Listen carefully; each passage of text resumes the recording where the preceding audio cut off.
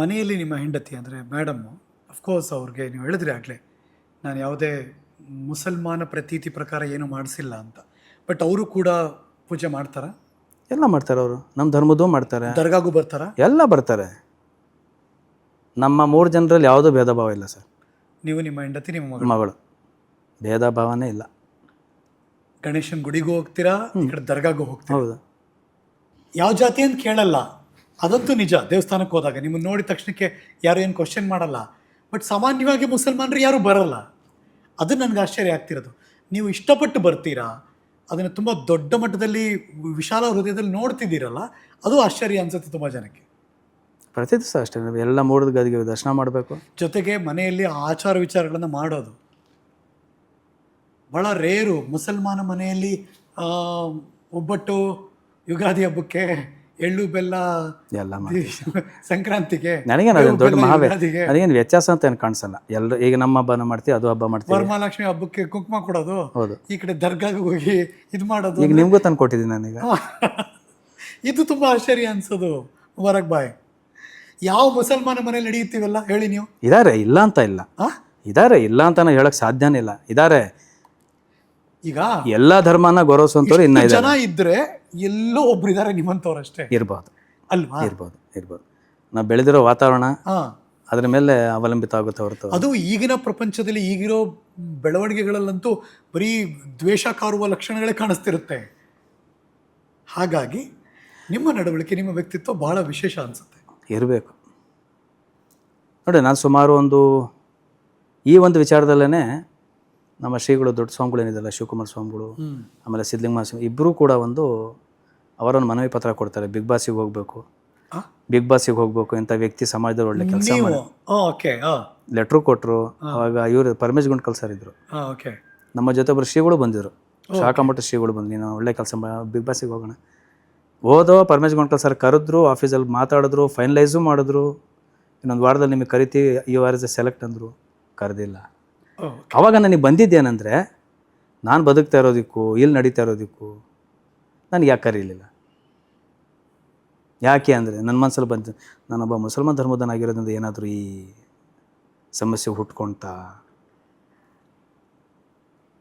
ನನಗೆ ನೆನಪಿರೋ ಹಂಗೆ big boss season 12 ಏನೋ ಮುಗ್ದಿದೆಯಲ್ಲ, 14 ಆಫ್ 8 ಅಷ್ಟು ಆಗಿದೆ. ಈಗ ಒಂದು 7ನೇ ಬಿಗ್ ಬಾಸ್ 8ನೇ ಬಿಗ್ ಬಾಸ್ ಅನಿಸುತ್ತೆ, ಒಬ್ಬ ಮುಸ್ಲಿಂ ಇದ್ದರು ಒಳಗಡೆ, ಬಾಂಬೆಯಿಂದ ಬಂದಿದ್ದ.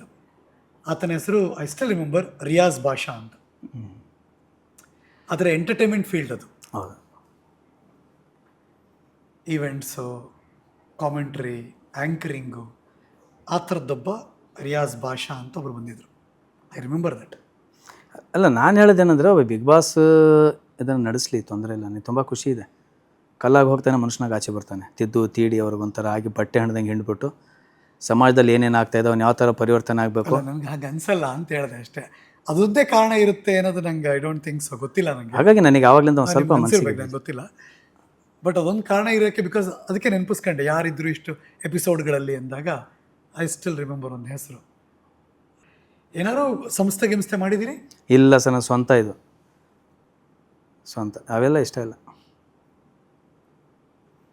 ನನಗೆ. ಈ ಸಮಾಜ ಸೇವೆಯನ್ನು ಗುರುತಿಸ್ಬಿಟ್ಟು ಡಾಕ್ಟರ್ ಶ್ರೀ ಶಿವಕುಮಾರ ಸ್ವಾಮಿಗಳು ಶ್ರೀ ಸಿದ್ಧಗಂಗಾ ಧರ್ಮ ಸಮನ್ವಯ ಶಿಲ್ಪಿ ಅಂತ ಒಂದು ಅವಾರ್ಡ್ ಕೊಟ್ಟರು. ಧರ್ಮ ಸಮನ್ವಯ ಶಿಲ್ಪಿ ಅಂತ. ಹಾಂ, ಒಳ್ಳೆ ಹೆಸರು. ಅವತ್ತು ಆಗಿದ್ದು ಖುಷಿ ಯಾವುದಿಲ್ಲ. ಈ ಹಿಂದೆ ರಾಜ್ಯ ಮಟ್ಟದಲ್ಲಿ ಖಾಸಗಿ ಸಂಸ್ಥೆಗಳೆಲ್ಲ ಒಂದು 18 ಸ್ಟೇಟ್ ಅವಾರ್ಡ್ ಬಂತು. ಅದರಲ್ಲಿ ಒಂಥರ ನಂಬಿಕೆ, ಆತ್ಮವಿಶ್ವಾಸ ಬಂತು. ಇದರಲ್ಲಿ ನನಗೆ ಒಂದು ಸ್ಫೂರ್ತಿ ಬಂತು, ಬುದ್ಧಿಯವರು ಕೊಟ್ಟಿದ್ದು. ಆಸ್ಕರ್ ಲೆವೆಲ್ ಅದು. ಹೌದು. ಇವತ್ತು ನನ್ನ ಡಿ ಪಿಲಿ ಅದೇ ಇಟ್ಕೊಂಡಿದ್ದೆ ನಾನು. ಹೌದು, ಅದೇನಾ ಅದು? ಓಕೆ. ಅದೇ ಡಿ ಪಿಲಿ ಇರ್ಬೇಕು ನನಗೆ. ಅಲ್ಲ, ಅವ್ರ ಆಶೀರ್ವಾದ, ಅವ್ರ ಕೃಪಾ ಕಟಾಕ್ಷ ಅಂದರೆ ಅದು ಸರ್, ಅದು ಭೂಲೋಕದ ಪಿತಾಮಹ. ಕೆಲವರು ಶ್ರೀಕುಮಾರ ಸ್ವಾಮೀಜಿಗಳಾಗಲಿ, ಸಿದ್ಧಲಿಂಗ ಮಹಾಸ್ವಾಮೀಜಿಗಳಾಗಲಿ, ಶಿವಸಿದ್ದೇಶ್ವರ ಸ್ವಾಮಿಗಳಿಗಾಗಲಿ ಯಾರು ದೇವ್ರ ಹತ್ರ ಬೇಡೋಂಥ ಅವಶ್ಯಕತೆ ಇಲ್ಲ. ಅವ್ರಿಗೆ ಒಳ್ಳೇದು ಮಾಡು, ಅವರಿಗೆ ಸ್ವರ್ಗ ಪ್ರಾಪ್ತಿ ಮಾಡಿ.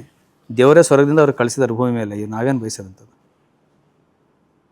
ನನಗೂ ಇರಲಿ, ನಮ್ಮ ಮಕ್ಕಳಿಗಿರಲಿ, ಮೊಮ್ಮಕ್ಕಳಿಗೂ ಇರಲಿ, ಆಸ್ತಿನೋ ದುಡ್ಡು ಜಾತಿನೋ ಅನ್ನುವ ಈ ಕಾಲದಲ್ಲಿ ಅಂತ ಕೇಳ್ತಾ ಇದ್ದೀನಿ. ಸೀಮಿತ, ಮಿತ್ಮಿರ್ಬೋದು, ದುರಾಸೆ ಇರ್ಬೋದು, ಆಸೆ ಇರ್ಬೇಕು. ಈಗ ನಮ್ಮ ತಂದೆ ತಾಯಿ ನಮಗೇನು ಮಾಡಿಲ್ಲ, ಬದುಕ್ತಾ ಇಲ್ಲ ಚೆನ್ನಾಗಿ.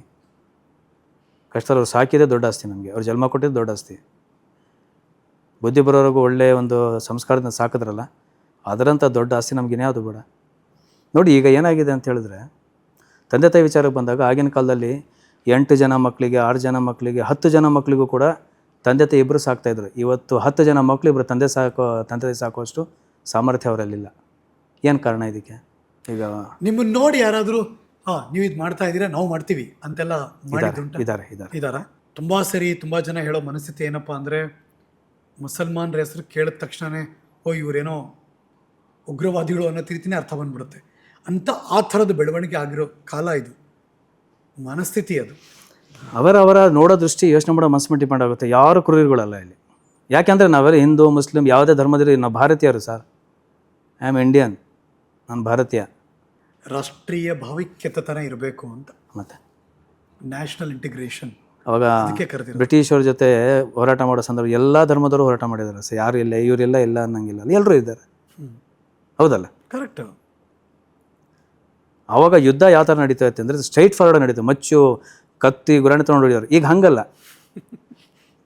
ಒಳಗೆ ನಡೆಯುತ್ತೆ. ಒಳಗಡೆ ಲೇಖನಿ ಮೂಲಕ ನಡೆಯುತ್ತೆ. ಲೇಖನಿ ಮೂಲಕ ಅಪಪ್ರಚಾರ ಮಾಡುವಂಥದ್ದು. ಸರ್ ನಾನು ಹೇಳೋದು ಇಷ್ಟೇ, ನೀವು ಹೇಗನ ಬದುಕ್ರಿ, ಜಾತಿಗೆ ವೈರತ್ವ ತಂದು ಇಡಬೇಡಿ. ಎಲ್ಲರೂ ಅಣ್ಣ ತಮ್ಮದ್ರ ಬಾಂಧವ್ಯದಿಂದ ಬದುಕ್ತಾ ಇದ್ದಾರೆ.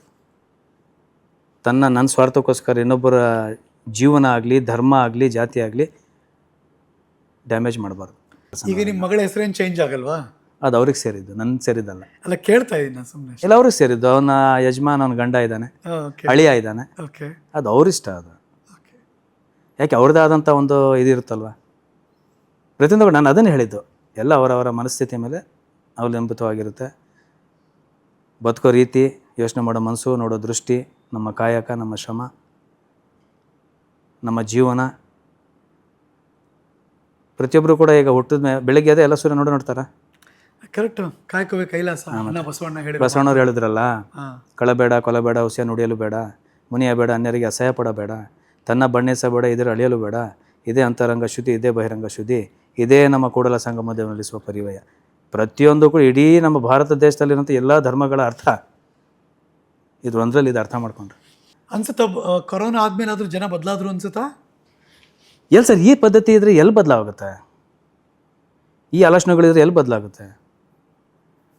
ಆಯ್ತು, ಈಗ ಜಾತಿ ಕೊರೋನಾ ಟೈಮ್ ಎಲ್ಲರೂ ಸತ್ರಲ್ವ, ಕಾಯಿಲೆ ಜಾತಿ ನೋಡಿ ಬಂದಿತ್ತಾ? ನಾನೇ ಸುಮಾರು ಜನಕ್ಕೆ ಎತ್ಕೊಂಡ್ಬಂದಿದ್ದೀನಿ. ಅವಾಗಲೂ ಕೆಲಸ ಮಾಡಿದ್ದೀರಿ? ಹಾಂ, ಮಾಡಿದೆ. ನಮ್ಮ ತುಮಕೂರು ಪಕ್ಕದಲ್ಲಿ ನಾಮಚಲ್ಮೆ ಅಂತ ಇದೆ. ಅದು ಸುಮಾರು ಒಂದು 14,000 ಎಕರೆ ಇರುವಂಥ ಫಾರೆಸ್ಟ್. ಅದು ತುಂಬ ಸುಂದರವಾದಂಥ ವಾತಾವರಣ ಅಲ್ಲಿ. ಅದೊಂದು ಏನೋ ಹಿಸ್ಟಾರಿಕಲ್ ಪ್ಲೇಸ್. ಅಂದರೆ ಮನುಷ್ಯನಿಗೆ ನೆಮ್ಮದಿ ಸಿಗ್ಬೇಕಲ್ಲಿ ಹೋಗ್ತಾರೆ. ಆ ಟೈಮಲ್ಲಿ, ಕೊರೋನಾ ಟೈಮಲ್ಲಿ ಫುಲ್ ಬಿಸಿಲು ಕಾಲ. ನಾನು ಈ ಸಣ್ಣ ಬಟ್ಲುಗಳಲ್ಲಿ ಊಟ ಕೊಡ್ತಾರಲ್ಲ, ಬಟ್ಲುಗಳು ಬರೋದು, ಅದ್ರಲ್ಲಿ ನೀರು ತುಂಬಿಟ್ಟು ಫಾರೆಸ್ಟಲ್ಲಿ ಅಲ್ಲಿ ನೀರು ತುಂಬಿಟ್ಟು ಬರ್ತಾಯಿದೆ ಕಾಡಲ್ಲಿ. ಅಲ್ಲಿ ನೀರಿಲ್ಲ ಕಾಡಲ್ಲಿ. ಕೊರೋನಾ ಟೈಮಲ್ಲಿ ಆಹಾರ ಇರಲಿಲ್ಲ. ಜನ ಹೋಗಿದ್ದ ಆಹಾರನೇ ತಿಂತಾ ಇದ್ದಿದ್ದು, ಇದು ಕೋತಿಗಳಾಗಲಿ ಇವೆಲ್ಲವೂ ಕೂಡ. ಆ ಟೈಮಲ್ಲಿ ನಾನು ಸುಮ್ಮನೆ, ಯಾರಿಗೂ ಗೊತ್ತಿಲ್ಲ ಅದು ನಾನು ಮಾಡೋದು, ನಾನು ಯಾರಿಗೂ ತೋರ್ಸೋಕ್ಕೂ ಇಷ್ಟಪಡಲ್ಲ. ಚೀಲದಲ್ಲಿ ತುಂಬ್ಕೊಂಡು ಹೋಗೋದು. ಈ ಫ್ರೂಟ್ಸ್ ಅಂಗಡಿಗಳು ಇರ್ತಾವಲ್ಲ, ಅವ್ರು ವೇಸ್ಟನ್ನು ಚೆಲ್ತಾ ಇರೋರು. ಅವಾಗ ಹೇಳ್ಬಿಟ್ಟು ಅದ್ರಲ್ಲಿ ಅವ್ರ ಕಲೆಕ್ಟ್ ಮಾಡ್ತಾಯಿದ್ದೆ ನಾನು.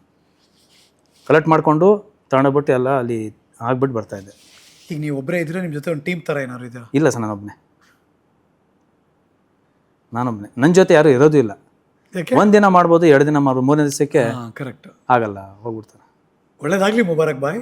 ನನಗೆ ತುಂಬ ಸ್ಪೆಷಲಾಗಿ ಕಂಡ್ರಿ ನೀವು. ಈ ಥರದ ಸಮಾಜದಲ್ಲಿ ಹೀಗೂ ಬದುಕಬಹುದು ಅನ್ನೋದನ್ನು ತೋರಿಸ್ಕೊಡ್ತಿದ್ದೀರಿ. ಜಾತಿಯನ್ನು ಪಕ್ಕಕ್ಕಿಟ್ಟು ಮನುಷ್ಯತ್ವವನ್ನು ಆಲೋಚನೆ ಮಾಡಿ ಹಾಗಿರಬೇಕು ಅಂತ. ನಾವು ತುಂಬ ಜನ ಬರೀ ಮಾತಾಡೋರೇ ಆಗ್ಬಿಟ್ವಿ, ನಡ್ಕೊಳ್ಳೋರು ತುಂಬ ಕಡಿಮೆ. ಸೊ ನುಡಿದಂತೆ ನಡೆಯುವ, ನಡೆದಂತೆ ನುಡಿಯುವ. ಸೊ ಅದು ನಿಮಗೆ ಅನ್ವಯಿಸುತ್ತೆ ಅಂತ ನನಗನ್ಸುತ್ತೆ. ಮಾಡಬೇಕು ಸರ್. ಸೊ ಆಡದೇ ನಡೆಯುವನು ರೂಢಿಗೊಳಗುತ್ತಮನು ಅಂತ. ಸೊ ನಿಮ್ಮ ಪಾಡು ನೀವು ಕೆಲಸ ಮಾಡ್ತಿದ್ದೀರಿ. ಖಂಡಿತ. ನಿಮ್ಮ ಕಥೆ ಒಂದಷ್ಟು ಜನಕ್ಕೆ ಪ್ರೇರಣೆ ಆಗಲಿ, ನಿಮ್ಮ ಕಥೆ ಒಂದಷ್ಟು ಜನಕ್ಕೆ ಹೊಸ ಉತ್ಸಾಹ ತುಂಬಲಿ, ನಿಮ್ಮ ಕಥೆ ಬೇರೆಯವ್ರ ಬದುಕಲ್ಲಿ ಒಂದಷ್ಟು ಒಳ್ಳೆಯ ಬದಲಾವಣೆಗಳಾಗಲಿ, ನಿಮ್ಮ ಕಥೆ ಸಮಾಜಕ್ಕೂ ಪರಿವರ್ತನೆಯ ಹಾದಿಯಲ್ಲಿ ಬದಲಾವಣೆ ತರಲಿ ಅಂತ ನಾನಂತೂ ಆಶಿಸ್ತೀನಿ. ನಾನು ಅದನ್ನು ಬಯಸ್ತೀನಿ ಸರ್. ಓಕೆ ನನ್ನಿಂದ ಇನ್ನೊಬ್ಬರ ಒಳಗೆ ವ್ಯಕ್ತಿಗೆ ಒಳ್ಳೇದಾಗಬೇಕು.